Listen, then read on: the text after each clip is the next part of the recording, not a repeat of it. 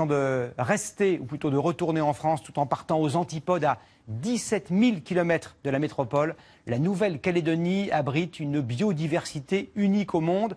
Des dizaines de chercheurs explorent ce patrimoine naturel et font encore des découvertes fascinantes. Bertrand Aguirre et Rémi Cadoret ont suivi l'une de ces expéditions.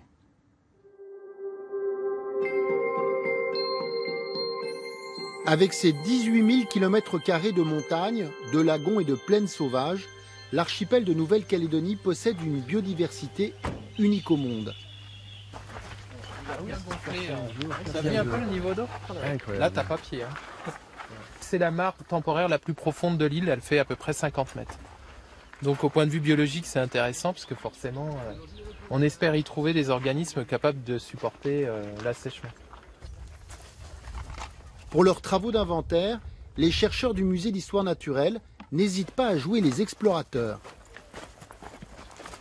Nicolas Rabé est spécialiste de l'évolution des micro-organismes.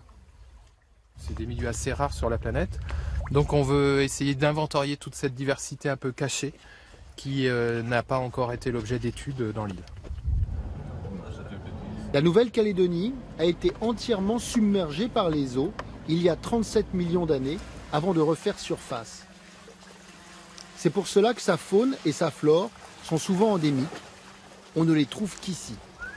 Valentin, tu pourrais m'en reprendre, s'il te plaît? Ces algues d'eau douce seront peut-être à l'origine d'importantes avancées médicales.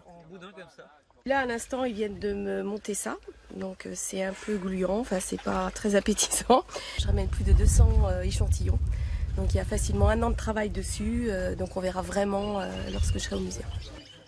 L'expédition compte une quinzaine de chercheurs, chacun a sa spécialité.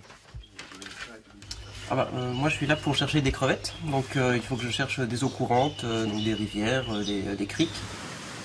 Équipé d'une épuisette électrique, Valentin de Mazancourt tente sa chance dans les trous d'eau de cette rivière. Alors là je viens de trouver une jeune macrobrachium, donc c'est une crevette qui peut être beaucoup plus grosse, c'est celle-là, donc qui est toute petite. Chaque soir, dans leur laboratoire de brousse, les prises du jour sont analysées, disséquées. C'est des œufs de résistance qui vont supporter des mois de sécheresse. L'œuf arrête de respirer, de se développer et reprend son développement après la mise en eau. Donc c'est sans doute là qu'on a le plus de choses à apprendre. Par exemple, si on veut maintenir les organes vivants plus longtemps lors des greffes.